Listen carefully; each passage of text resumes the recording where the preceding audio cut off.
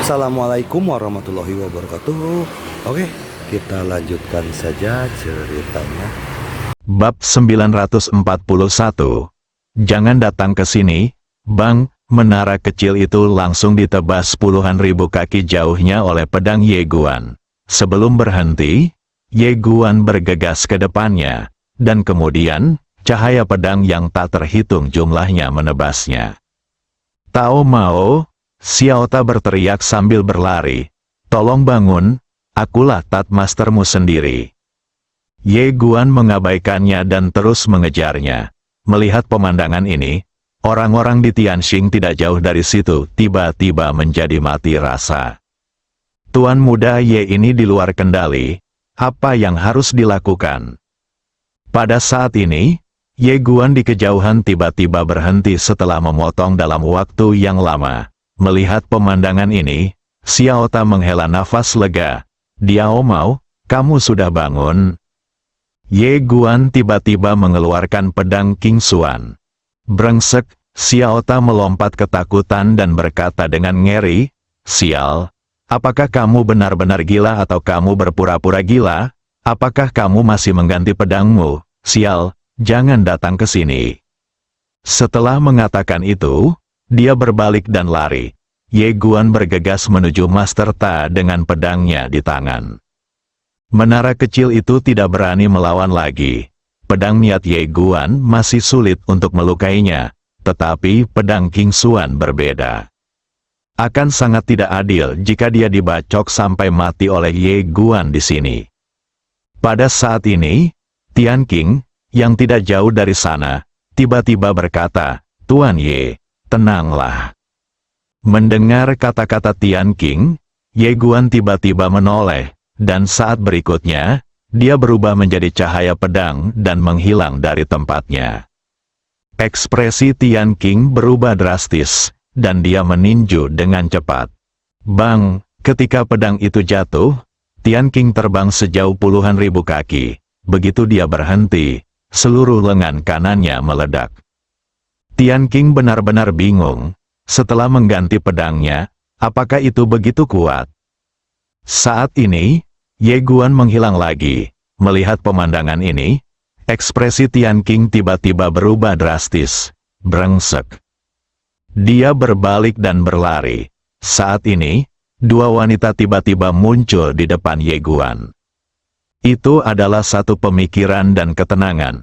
Ao Qian lah yang memanggil mereka. Jika Ye Guan tidak ditekan, Ye Guan akan mampu membunuh neraka api ini dengan pedang King Xuan.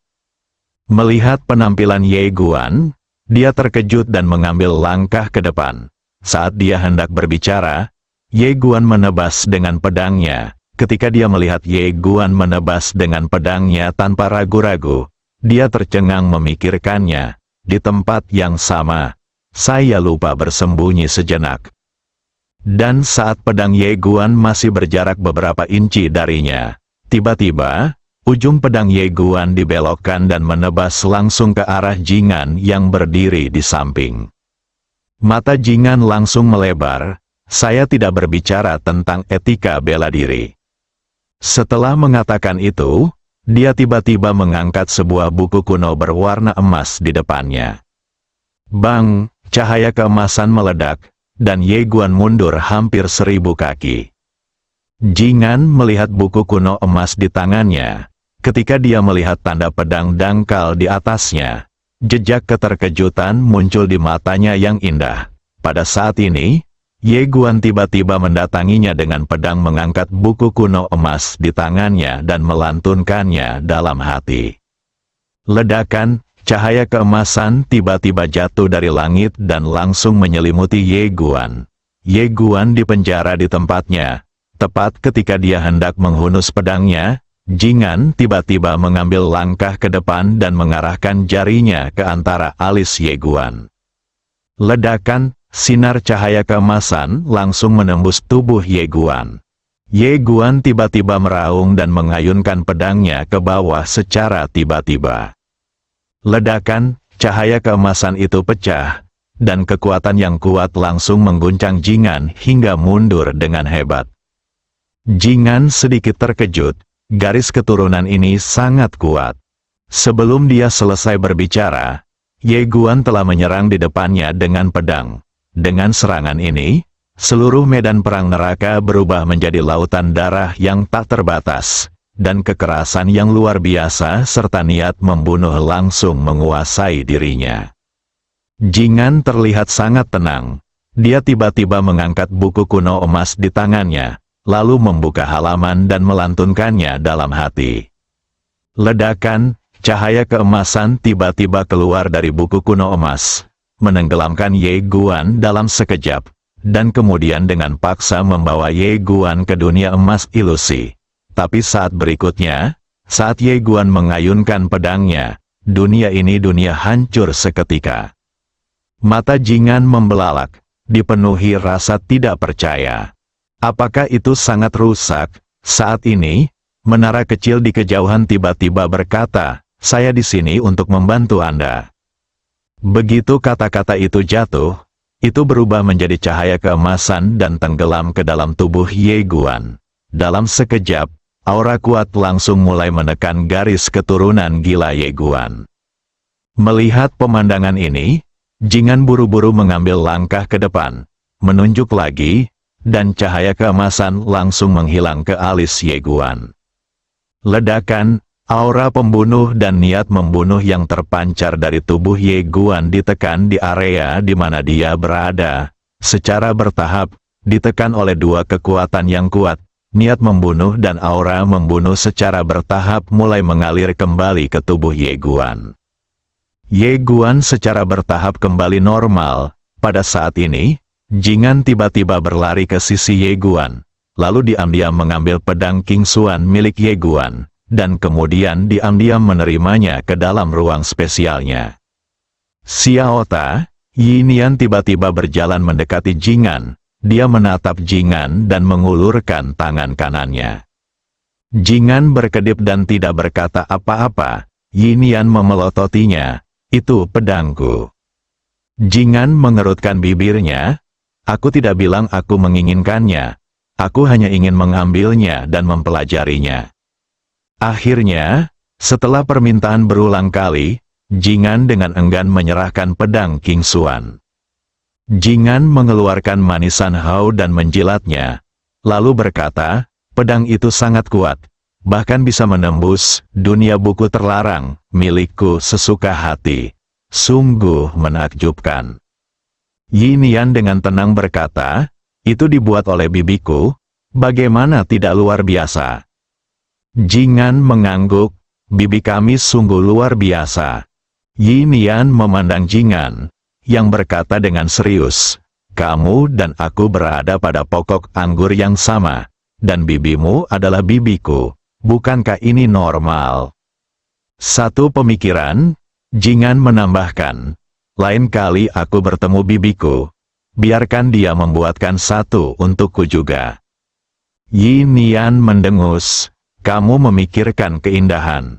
Jingan ingin mengatakan sesuatu yang lain, tapi Ye Guan di kejauhan tiba-tiba membuka matanya perlahan. Saat ini, matanya masih sedikit berdarah, tapi jauh lebih baik dari sebelumnya. Yinian buru-buru berlari ke arah Ye Guan dan berkata dengan cemas, "Apakah kamu baik-baik saja?" Ye Guan menggelengkan kepalanya, "Jauh lebih baik." Dia merasa lega memikirkan hal itu dan mengangguk sedikit. "Lain kali, jangan aktifkan garis keturunanmu dengan mudah." Ye Guan juga sedikit takut. Aktivasi garis keturunan kali ini benar-benar berbeda dari sebelumnya. Meskipun dia tidak dapat mengingat apa yang terjadi setelah aktivasi garis keturunan, pada saat ini dia merasa niat membunuhnya sangat kuat, dan itu agak kuat. Abnormal.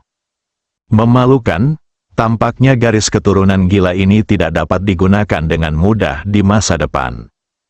Ye Guan menarik kembali pikirannya. Dia melihat ke arah Tian Qing tidak jauh dari situ dan melihat bahwa lengan Tian Qing patah. Dia tahu itu pasti dia. Melihat Ye Guan benar-benar kembali normal, Tian Qing merasa lega. Tuan muda Ye yang gila ini benar-benar keterlaluan. terutama ketika Tuan Muda Ye sedang memegang pedang. Pada saat itu, dia merasakan bahayanya.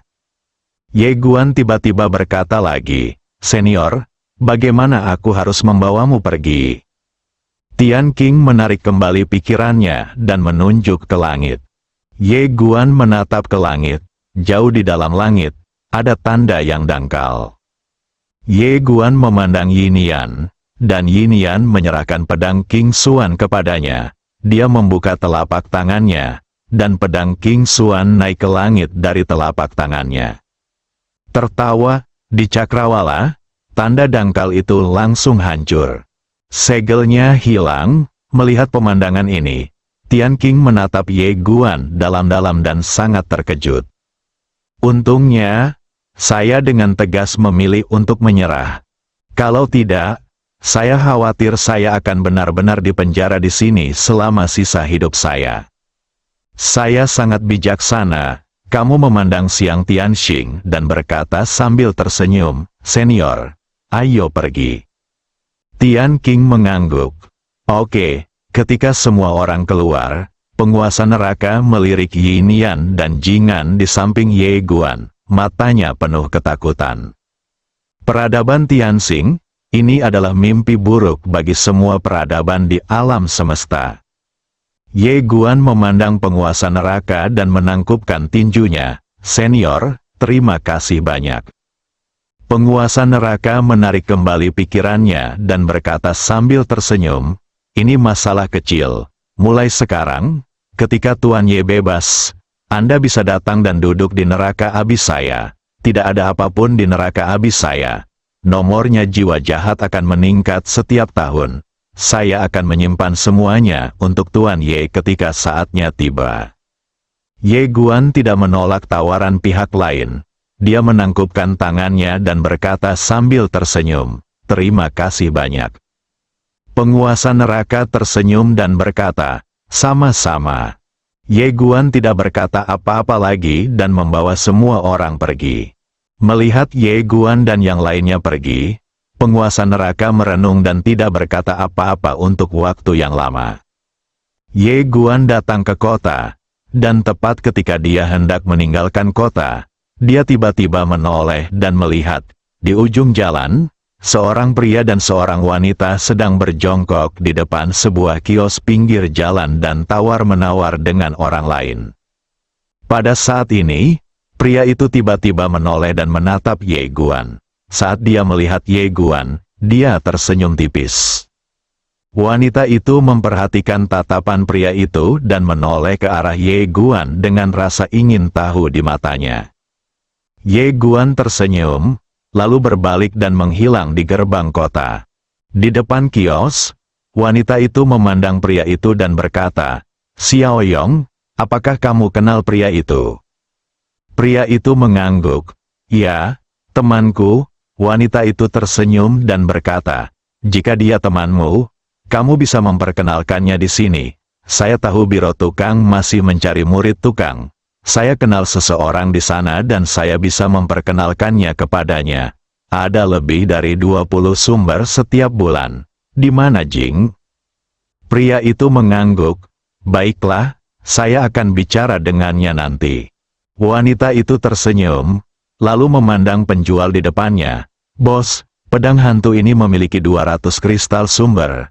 Mau menjualnya atau tidak?" Pemilik penjual menggelengkan kepalanya. "Ini adalah pedang hantu kelas menengah. Ini membutuhkan setidaknya 300 kristal sumber. Kami tidak akan menjual lebih sedikit lagi." Melihat sikap tegas penjual itu, perempuan itu ragu-ragu sejenak. Lalu memandangi cincin di tangannya, ia tak ragu-ragu. Lalu melepas cincin itu dan menyerahkannya kepada penjual itu. "Saya hanya punya 280. Ini semua tabunganku." Penjual itu masih menggelengkan kepalanya. Wanita itu memelototi penjualnya, lalu mengeluarkan jepit rambut giok dari kepalanya dan menyerahkannya kepada penjual. Ini adalah batu giok tingkat rendah, dengan kekuatan spiritual, bernilai setidaknya 50 kristal sumber. Pemilik kios melirik jepit rambut giok itu, lalu segera menyimpannya. Lalu, dia menyerahkan pedang hantu itu kepada wanita itu. Wanita itu buru-buru mengambil pedang hantu itu. Dia menyentuh pedang itu dengan lembut dan tersenyum. Pedang yang bagus. Setelah mengatakan itu, dia menyerahkannya kepada pria di sampingnya dan berkata sambil tersenyum, "Xiaoyong, aku memberikannya padamu." Pria itu sedikit terkejut. "Berikan padaku?" Wanita itu mengangguk, "Ya, kamu bisa menyimpannya untuk pertahanan diri. Dengan pedang ini, setidaknya kamu bisa bertarung di level yang lebih tinggi." Pria itu menatap wanita itu dengan mantap. "Mengapa kamu memberikannya kepadaku?" Wanita itu tiba-tiba memukul kepala pria itu dan berkata sambil tersenyum, "Bodoh, karena kamu adalah saudaraku." Tangan pria itu sedikit gemetar dan dia menundukkan kepalanya tanpa suara. Wanita itu tersenyum dan berkata, "Ayo pergi, saatnya kembali bekerja." Setelah mengatakan itu, dia berbalik dan pergi. Pria itu mengikutinya, dan setelah berjalan beberapa saat, wanita itu tiba-tiba tertawa dan berkata, "Xiaoyong, kenapa aku selalu merasa kita saling mengenal?" Pria itu berbisik, "Mungkin kita sudah saling kenal di kehidupan sebelumnya." Wanita itu tersenyum dan berkata, "Kalau begitu, kamu pasti sangat baik padaku di kehidupan sebelumnya, kan?" Pria itu menggelengkan kepalanya, "Tidak bagus." Wanita itu terkejut sesaat, lalu tersenyum dan berkata, "Tidak masalah, kamu bisa bersikap lebih baik padaku dalam hidup ini." Bab 942. Tuan Ye, abdi Tuhan, setelah meninggalkan Abihail, Ye Guan memandang Tian Qing di sampingnya dan berkata sambil tersenyum, "Senior, bagaimana menuju ke sana?" Dia sangat menantikan harta karun kuno. Sebagai makhluk paling mengagumkan di alam semesta, bagaimana koleksinya bisa menjadi rata-rata? Akan menjadi kaya, Ye Guan tidak bisa menahan tawa. Tian Qing melihat sekeliling dan kemudian berkata, "Tuan Ye, tunggu sebentar." Saat dia berbicara, dia perlahan menutup matanya, dan ruang serta waktu di sekitarnya tiba-tiba bergetar. Karena dia sudah terlalu lama dikurung, dia agak asing dengan alam semesta ini sekarang, jadi dia harus menjelajahinya terlebih dahulu. Setelah beberapa saat, Tian Qing membuka matanya dan berkata, "Tuan Ye, silakan ikut dengan saya." Setelah mengatakan itu, dia mengambil langkah maju, menjangkau jutaan bintang dalam satu langkah. Ye Guan mengikuti, naik ke wilayah surgawi. Saat ini, domain Dengtian telah dikembalikan ke keadaan semula di bawah pemulihan hukum Dao besar. Domain Dengtian saat ini sangat ramai, karena semua orang kuat di domain Dengtian telah diambil oleh Ye Guan. Sekarang tidak ada seorang pun yang menjaga 9 surga. Tidak hanya yang kuat di alam Kaidao yang bisa masuk, tapi juga beberapa orang-orang kuat di bawah alam Kaidao. Semua orang akan datang ke sini untuk mencoba keberuntungan mereka dan melihat apakah mereka bisa mendapatkan manfaat dari 9 surga. Dalam hal ini, jalan yang ada tidak menghalanginya, dan justru karena kurangnya penghalang itulah semakin banyak orang memasuki domain Dengtian. Dan banyak orang memang mendapatkan beberapa peluang. Bagaimanapun, setiap surga adalah dunia yang sangat penting. Meskipun tidak ada harta karun yang tiada taranya, masih ada beberapa reruntuhan kuno, dan reruntuhan kuno itu tidak terlihat oleh pembangkit tenaga listrik teratas sebelumnya lebih murah bagi sebagian orang, sehingga semakin banyak orang yang memasuki domain Dengtian. Pada hari ini, seorang pria datang ke Dengtianyu. Pria itu mengenakan jubah sutra tipis, selendang rambut panjang, dan berpakaian seperti seorang sarjana Konfusianisme. Pria berjubah lebar itu mengangkat kepalanya dan melihat ke langit tingkat 9. Pada saat ini, seseorang di samping tiba-tiba berkata, "Tuan muda Ye itu sungguh luar biasa." Mendengar ini, pria berjubah lebar segera mengalihkan pandangannya dari 9 surga. dan kemudian berbalik untuk melihat. Tidak jauh darinya, ada dua pria kuat berdiri di sana, satu muda dan satu tua. Pemuda kuat itu berkata dengan penuh semangat, dikabarkan bahwa Tuan Ye sendirian melawan ratusan master alam Dao hari itu. Pada akhirnya, dia tidak hanya membunuh Kaisar Zhou Dao dengan satu pedang, tetapi juga. Setelah mengatakan ini, dia tiba-tiba mengangkat tangan kanannya, dan kemudian menekannya dengan lembut. Tuan Muda Ye baru saja menekan seperti ini, dan penguasa istana ketiga alam jahat segera berlutut. Setelah mengatakan itu, pemuda itu menjadi bersemangat seperti baru saja ditembak, luar biasa.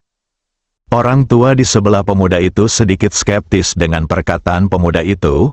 Apakah Anda yakin Tuan Ye dapat membuka jalan bagi 100 orang? Melihat lelaki tua itu sedikit curiga, pemuda itu tiba-tiba merasa tidak puas. Pak tua, apakah saya perlu berbohong kepada Anda? Saya melihatnya dengan mata kepala sendiri hari itu. Tuan Ye baru saja mengayunkan pedangnya, dan Zhou Dao Kaisar dipaku di sana. Pada akhirnya, dia tidak tahan dengan penghinaan. Tampar dahimu sendiri. Dan ketiga penguasa istana bahkan lebih konyol lagi. Mereka sebenarnya ingin memanggil peradaban Tian Xing Shao, hanya mengambilnya dengan ringan. Dan Xing Wu hari itu langsung ditekan olehnya. Orang tua itu terlihat sedikit serius, tapi masih sedikit curiga. Apakah Tuan Muda Ye ini benar-benar hebat? Pemuda itu mengangguk dan berkata dengan serius, sangat mengagumkan, belum pernah terjadi sebelumnya. Belum pernah terjadi sebelumnya.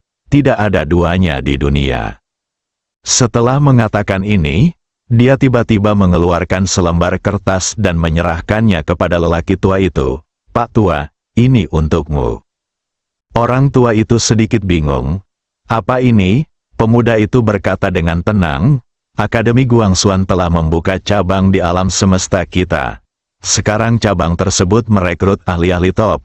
Pak tua, ini adalah kesempatan sekali seumur hidup. Jika Anda bergabung sekarang, Anda akan menjadi seorang veteran. Di masa depan, Anda akan dilindungi oleh akademi. Bahkan peradaban Dao dan Tianxing yang ada masih harus memberi akademi kami 3 poin. Orang tua itu memandang pemuda itu dan tiba-tiba menyadari, apakah kamu dari Akademi Guangxuan? Pemuda itu mengangguk. Ya. Orang tua itu meliriknya dan tidak berkata apa-apa. Pemuda itu berkata dengan serius, orang tua, kamu tidak boleh melewatkan kesempatan ini. Jika kamu kehilangannya, kamu tidak akan pernah kembali.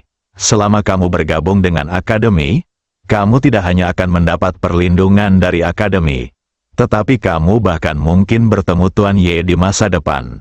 Kemudian dia akan memberi Anda beberapa petunjuk, dan Anda mungkin bisa beralih dari membuka jalan hingga menghancurkannya. Orang tua itu ragu-ragu sejenak, lalu berkata, benarkah? Pemuda itu mengangguk, kenapa tidak mencobanya? Pokoknya kamu tidak akan rugi apa-apa. Jika kamu bergabung dengan akademi sekarang, kamu juga akan mendapatkan paket hadiah urat leluhur. Tentu saja hanya untuk mereka yang kuat di alam Dao. Orang tua itu mengambil kertas itu. Setelah membacanya beberapa saat, dia benar-benar terharu setelah melihat kondisi di atas. Setelah beberapa saat, dia memandang pemuda itu dan bertanya, bagaimana cara saya bergabung? Pemuda itu buru-buru mengambil sebuah token dan menyerahkannya kepada lelaki tua itu. Pergilah ke Akademi Guangxuan dan berikan ini kepada pemimpin klan Li, dan dia akan mengaturnya untukmu. Orang tua itu mengambil token itu dan berkata, oke. Setelah mengatakan itu, dia berbalik dan pergi. Setelah mengambil 2 langkah, dia tiba-tiba menoleh untuk melihat pemuda itu dan berkata, anak muda, kamu telah mencapai tingkat pencerahan di usia yang begitu muda. Tetapi apakah itu juga karena dari bimbingan Tuan Ye? Anak laki-laki itu mengangguk. Ya, orang tua itu tampak terharu. Tuan Muda Ye, Anda adalah dewa. Setelah mengatakan itu, dia bertanya lagi, anak muda, kamu memanggilku apa? Pemuda itu tersenyum dan berkata, nama saya Lihan. Orang tua itu menangkupkan tangannya dan berkata, teman kecil Lihan, kita akan menjadi satu tim mulai sekarang. Tolong jaga aku dengan baik di masa depan. Lihan membalas isyarat itu dan mengepalkan tinjunya. Pasti. Orang tua itu mengangguk, tidak berkata apa-apa lagi, berbalik dan menghilang tidak jauh. Setelah melihat lelaki tua itu menghilang, Lihan sedikit mengangkat sudut mulutnya, jenderal galak lainnya. Setelah mengatakan itu, dia tiba-tiba menoleh dan melihat tidak jauh ke kanan, pria berbaju putih itu sedang menatapnya.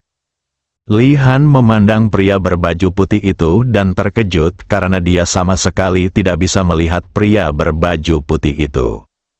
Orang yang paling berkuasa, terlebih lagi, ada sesuatu yang familiar di dalamnya, yang membuatnya sedikit bingung.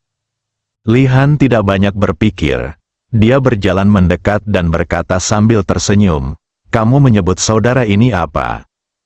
Pria berbaju putih tersenyum dan berkata, Qiu Bai.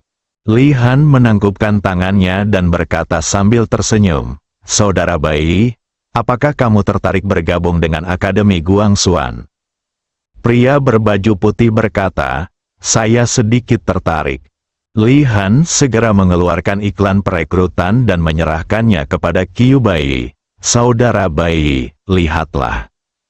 Qiu Bai melihat sekilas iklan rekrutmen dan tersenyum. Manfaatnya bagus. Lihan tersenyum dan berkata, tentu saja. Sejujurnya, Akademi Guangxuan akan menyatukan seluruh alam semesta di masa depan, dan tatanan kosmik baru akan lahir. Jika Anda bergabung dengan kami sekarang, Anda akan menyaksikan sejarah baru. Qiu Bai tersenyum dan kemudian berkata, untuk menyatukan seluruh alam semesta. Itu cukup ambisius. Sayangnya, saya telah bergabung dengan kekuatan lain. Lihan sedikit penasaran, kekuatan apa lagi? Qiu Bai berkata dengan serius, aliansi Dao jahat.